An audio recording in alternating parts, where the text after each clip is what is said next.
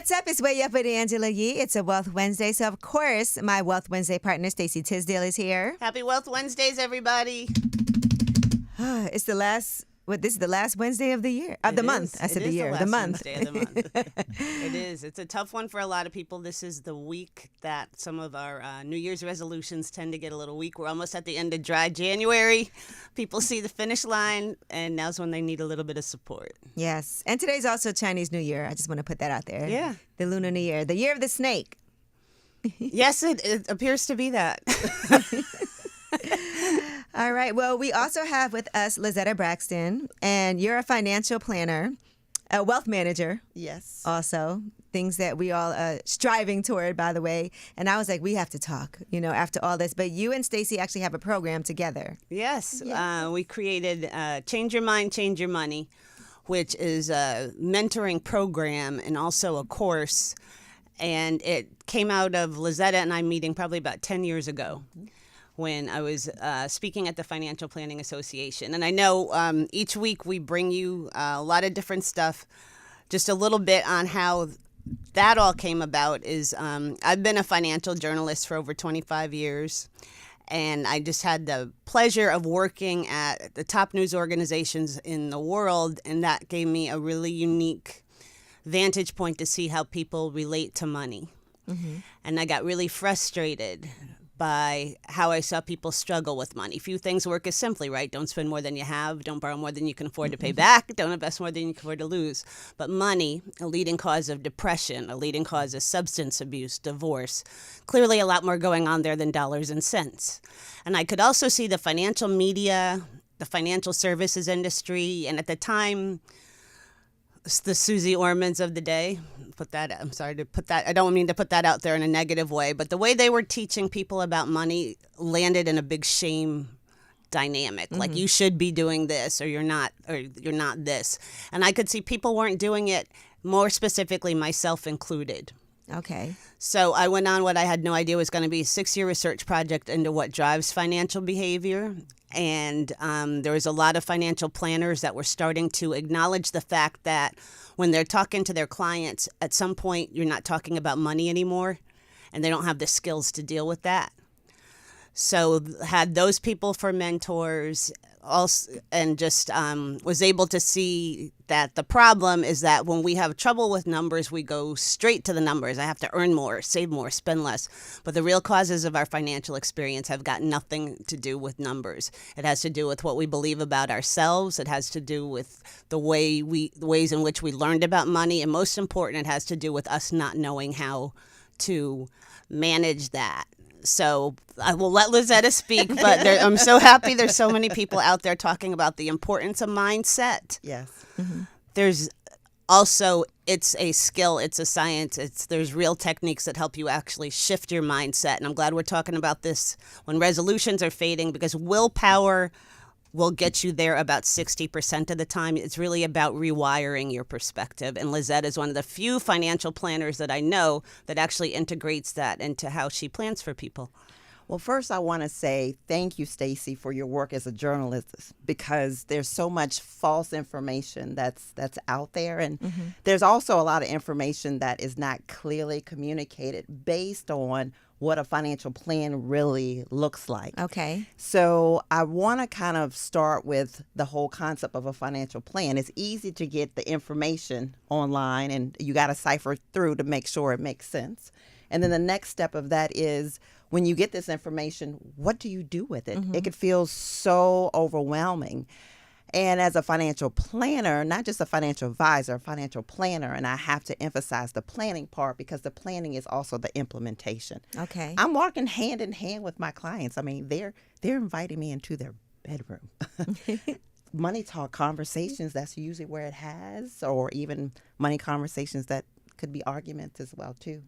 So I love the concept of a no fear, no shame zone when it comes to having these important money conversations with people who understand the basic ins and outs of how money works, how it integrates in your decision making, how these resources support your life. And for me, I'm on this journey of real wealth where we are aligning mission, your goals, your mind, and your money as well too. And there's to me, money's great as a gift is that it can really reflect back to you where you are and are not living in step with who you are. And most people, if you align your finances to what's really important to you, not what you see on TV should be important to you, not what society's telling you is important to you, you will tend to have enough. And one of the founders of this form of financial planning, which is called life planning, is George Kinder. I was talking to him the other day, and he told me a story. So years ago, a black woman walked into his office, and she was very upset. And she said, I need to save $1 million. I need to save $1 million. And he's like, okay. And he's like, what do you do? She said, she's a doctor. So he said, okay, maybe saving $1 million isn't that much out of the question. So he asked her about her medical practice, and she worked in clinics in low-income neighborhoods, and sometimes she'd go abroad, and that's where he saw the disconnect. Mm-hmm.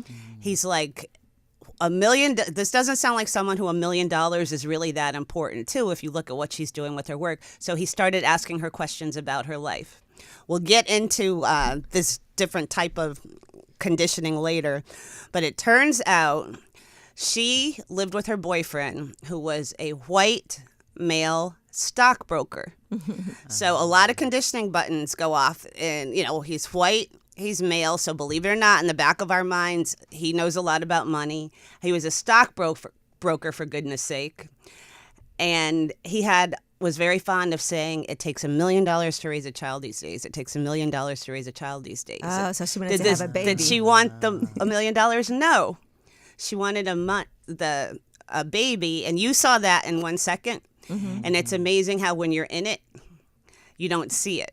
And they had that aha moment, and then he talked to her about what values are important to her to raising a child.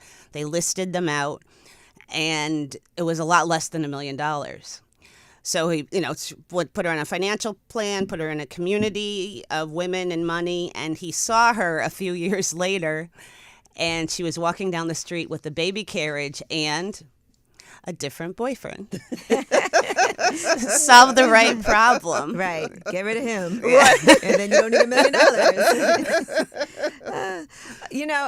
I want to talk a little bit more about that, because I was talking to one of my friends the other day, and she was like, look, I don't want to be rich. I just want to be okay and have everything taken care of. But I also feel like there's nothing wrong with wanting to be rich. But for some reason, I feel like we're also conditioned to believe that we should be fine with just being okay.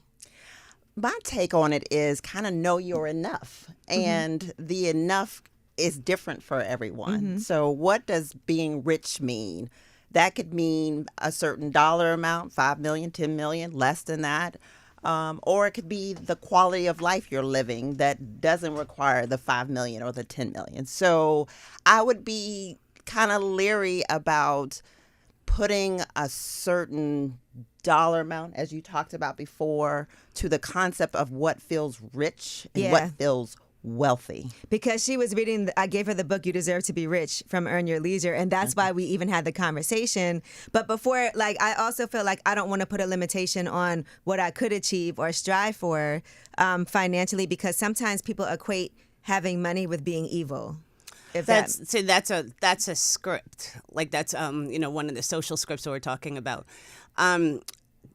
Step one in any financial planning process, is to get a real visceral connection to what your priorities are. Mm-hmm. Think about these 3 questions. They're called the Kinder questions. If you had all the money in the world, Angela, money was never going to be a problem. You're bigger than Oprah rich. People are doing stuff. You don't have to think about money at all. What are you doing with your life and your time?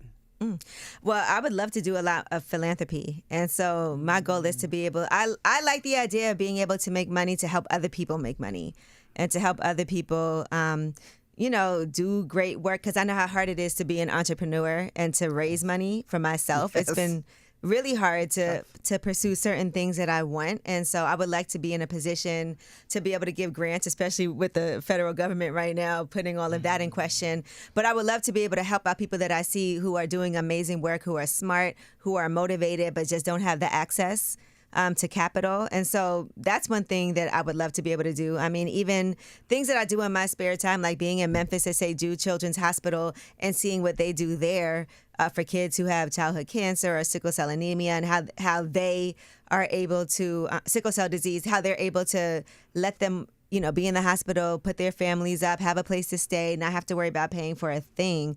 If I had all the money in the world, I'd be trying to just help people that need it. Question number 2. You've gone to the doctor and you find out you have 5 to 10 years left to live. You're not going to be sick. It's going to be quick. If you had 5 to 10 years left to live, how would you change your life? Where would you be? What would you be doing? Who would you be with? Well, I would probably, at some point in my life, I want to do this anyway, go live on an island somewhere and be in the, be outside and experience like warm weather all year round and the sun and enjoy myself and write a book and tell it all. Okay, third and final. You're going to tell it all? Okay.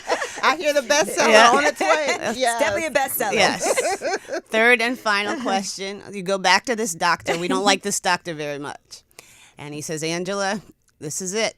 This is your last day on earth. The question is not what you would do. The question is, what are your regrets? What are you sorry you didn't do? My regrets?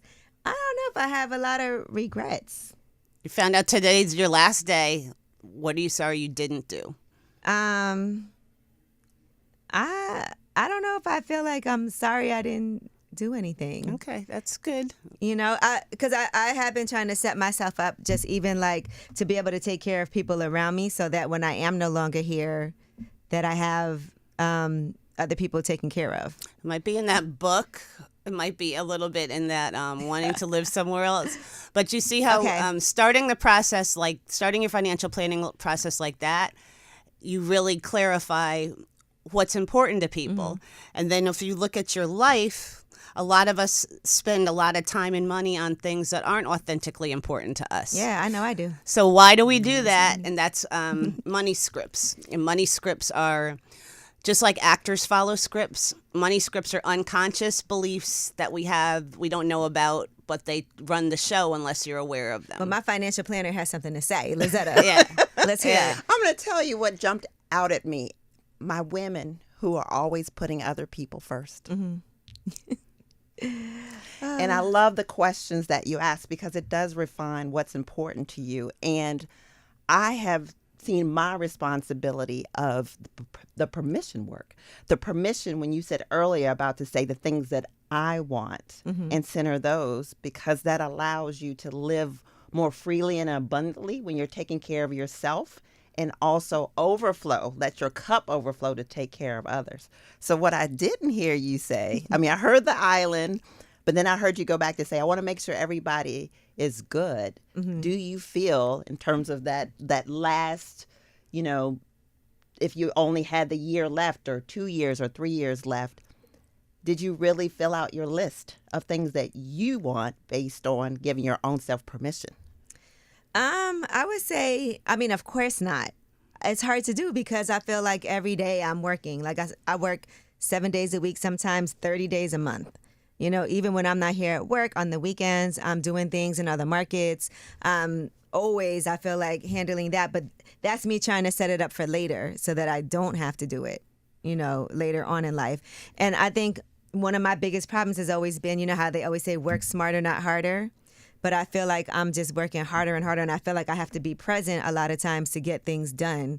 And, even partnering with people and doing things like this year, 2025, and we talk about this being the year of the snake. I know I said that it's Lunar New Year, but part of what it is, right, is that you're supposed to, clear things out of the way so you can clearly see, what you need to chop off that head of the snake and what's in the grass, what's hidden in the grass, and just kind of clear all of that out. And what I decided I wanted to do this year in particular was to stop doing things that are not good for me. Like my boyfriend thinks that I spend way too much time trying to help other people and do things for people and like give a lot of excuses for other people instead of saying, this is just not good, I have to cut it off. And I'm always like trying to keep on doing things, and I'm really bad at saying this didn't work, let's move on. And so I want to really like try to close out chapters that are just not beneficial to me, that just stress me out, that really just don't deserve that energy.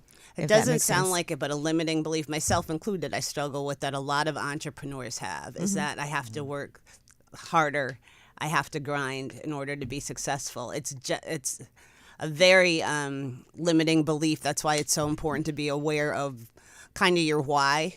Like I hear there's so much in there about giving back. There's so much in there about feeling responsible. And, those are the things we have to examine. I don't know why this just came to mind, but I was speaking at Rider University. And when I was done, a Chinese girl came up to me and she was in tears. And I was like, was my speech that bad? And she's like, no. She's like, I just got accepted into Harvard Business School. And I was like, well, now I really don't know why you're crying. And in her culture, debt of any kind is considered a character statement, a very negative character statement. So her family had been, student loans. Are you kidding me? You're not taking out any debt. And she'd really internalized it and felt like there was something wrong with her and it was affecting her self-esteem and self-confidence. And when we looked at cultural scripting, those cultural messages, she finally had a way to reframe it. That, this is my parents' belief because of their culture. It's not something I have to internalize. And she finally had another way of looking at it. So it's really getting clear on what messages are playing. The very first thing I ever did with Angela, when I came on a show that she was co-hosting and talked about the conditioning in the Black community, that message we tell ourselves that you need to be rich to invest. And that I get where it comes from. I get why we don't trust financial systems if they, how they've treated us historically. I get that there used to be entry, barriers. You had to have money to invest, but technology changed all that. But we're still so stuck on you have to be rich to invest. Investing is for the rich, that we don't see what that's costing us. So it's really, being aware of what messages are in play. Women, we're talking a lot about financial planning. We talk a lot about investing. We talk a lot about all those sorts of things. But quite frankly, most of your financial outcomes happen in a moment. Women, I'll start with men. 80% of men negotiate their first salary. Men have been conditioned, we're talking about scripted, since the beginning of time to provide and protect. 7% of women negotiate their first salary. Women actually get their sense of self more from nurturing, and we're conditioned. Our society pays us less for doing the same thing. We're not conditioned to advocate for ourselves financially. Not negotiating your first salary cost you $850,000 over the course of a career. Now imagine that invested. So women take time out of work for elder care, for child care, so our Social Security benefits are less, our retirement funds are less. 89% of poverty-stricken elderly are women. It's because in that moment, if we would have negotiated that salary, it would have been a completely different outcome. So the point of our work is when you're in that moment to have enough self-awareness to know, I got to watch out for that pattern and do something differently, your willingness to do something differently. And once I help you see what your limiting beliefs are, those limiting patterns are, and let you rewrite your own story, Lazetta knows how to put it into a financial plan. And I love our partnership because it's anchored in human capital. Most of us do not have the opportunity to have money just passed down to us to start our businesses, to buy our new home, to, have the sabbatical and tour Europe for, a whole year, the leap year. So the work on understanding those scripts, realizing that you are your biggest asset, your human capital, what you bring to the table, and how to use what you bring to the table and align it with the money that you're currently making to come up with this plan. Now, the areas of financial planning. Goals, a lot of that is done in Stacey's work. The mindset, a lot of that is done in Stacey's work. And then I get to bring in those goals, those values, those new beliefs that she's helped open up to carve into looking at tax planning, investments, retirement planning, college planning if you decide to have children or if you want to go back yourself, insurance planning, life stages, whether you want to get married, expand your family. Some people are going through, the great divorce. It's very comprehensive in its approach to the technical aspects of financial planning. But what it's anchored in is the life and legacy you desire and you deserve. And I also, as a part of the planning, add in space planning as well, too. That is, how do you direct your resources so that you can have swapping out your money for your time as well, too. So in the partnership, it opens up putting everything on the table, reshifting things that no longer serve you, as you said, in terms of the year of the snake, setting up the boundaries so that you are free to focus on you as being the asset for major investments, and then making those wise decisions technically about how to invest in your retirement account and your brokerage account and your 529 account if you have children. And are you your estate planning documents, are they done? Can you use your employee benefits to help you get the assistance you need? So I appreciate the holistic aspect of looking at your life, centering you. We worked with a young woman last year. I think a lot of people are feeling this. And when in my time with her, I realized how much her fear that she was going to be financially responsible for her parents was playing out in all of her financial choices. She had these goals. She didn't quite work towards them. And that she knew there's 3 siblings, and she felt that she was really going to be the one to have to take care of her parents financially. I know a lot of people out there are feeling that right now. And it was really making her make some fear-based, not great decisions. It took us about a month to get to that. And when we saw it, it was like, okay, this is what's going on. This is what she really wants to do. How do you put that into a financial plan? You're worried about your parents' financial security. A great thing that people do in France, when you buy a house, you have to buy a life insurance policy for the same amount of the house. That's a technical step you can take to provide, to take care of that financial security part for your family. Angela and I have our baby project right now, Wealth Wednesdays Real Estate Club. Our partner, Seale, has retired both of his parents by, let me make some investments that it just goes to take, the return is to take care of them in their late stage life and for retirement. When you really understand what's going on inside, you can make those choices. And we also, just as are called, human beings, very few of us understand how we actually change behavior, change mindset. And that's goes into a little bit of science, but that's something else that we teach people.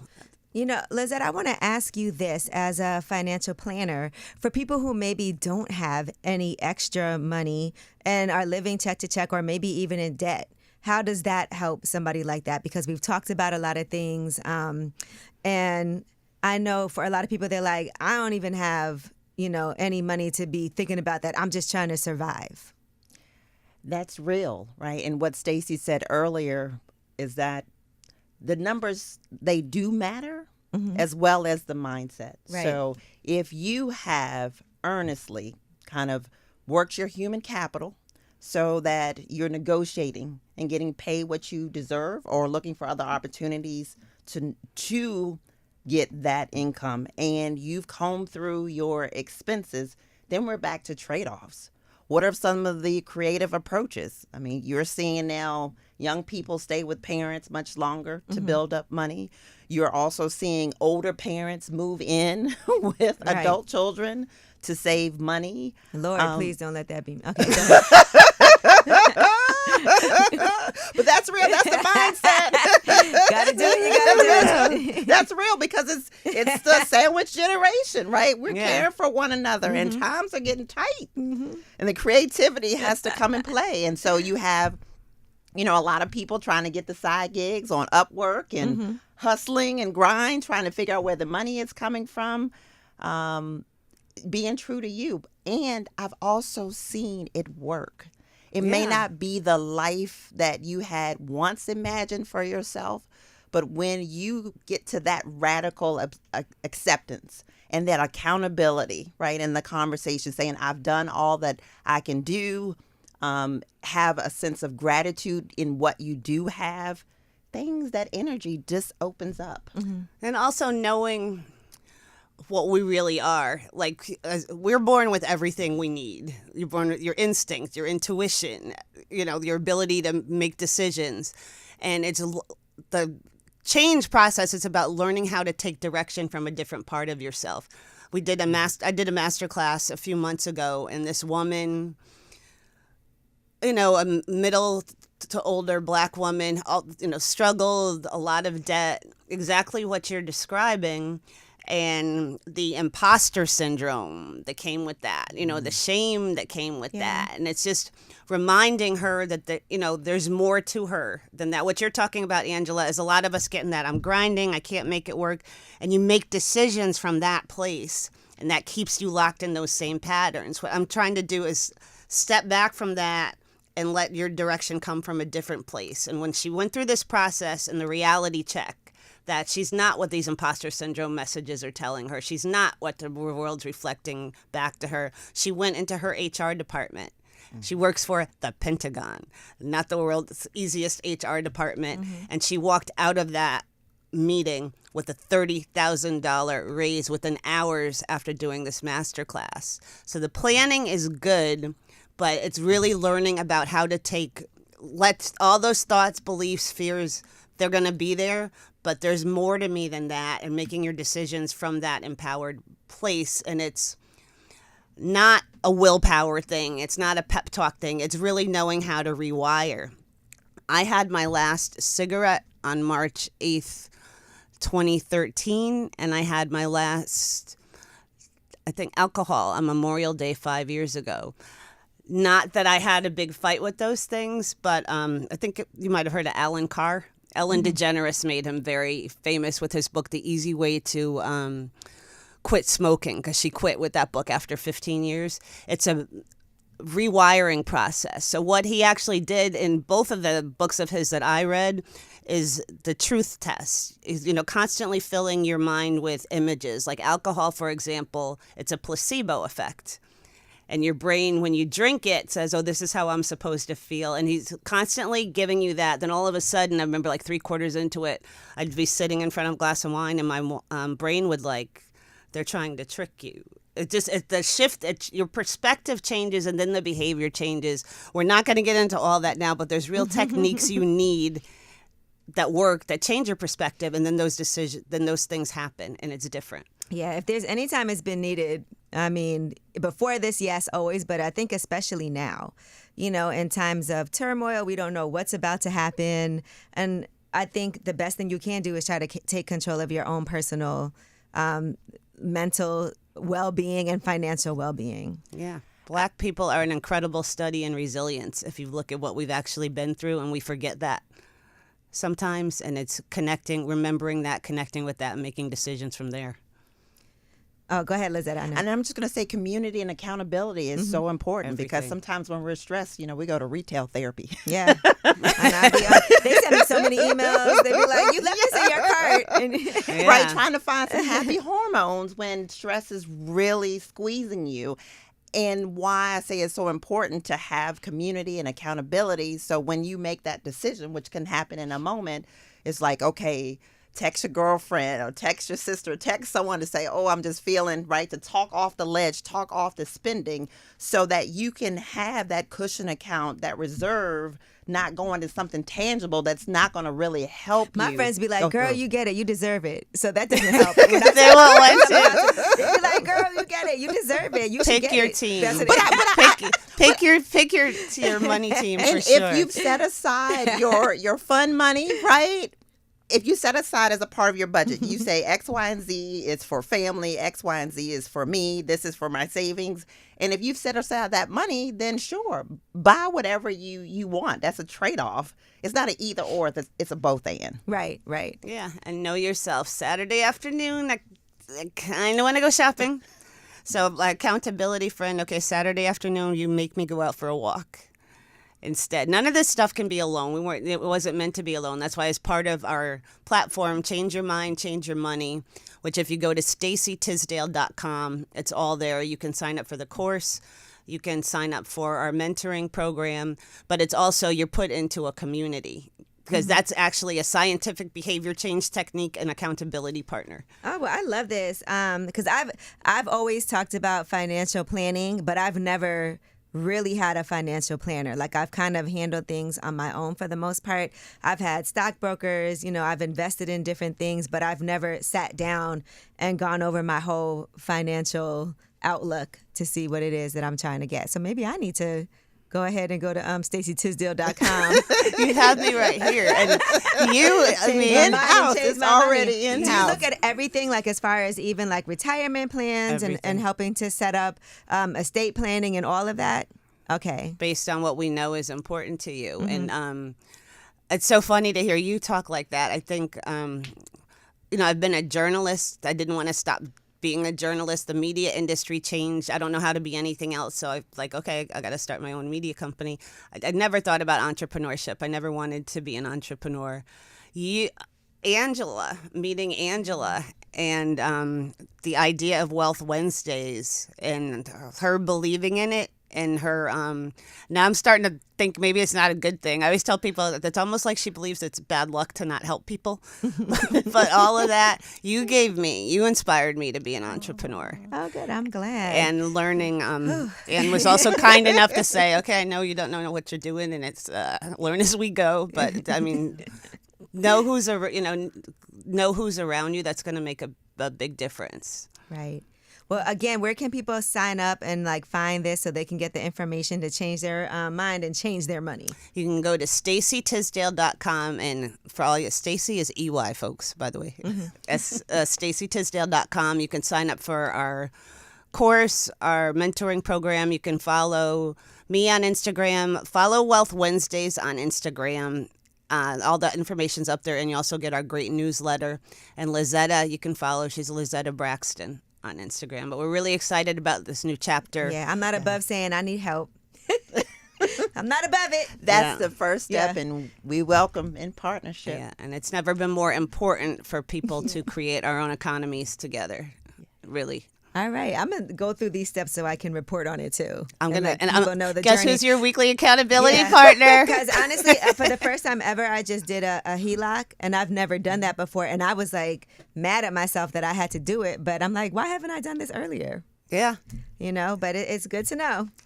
All right. Well, again, thank you so much to Stacey. Thank you, Lazetta. It was a pleasure.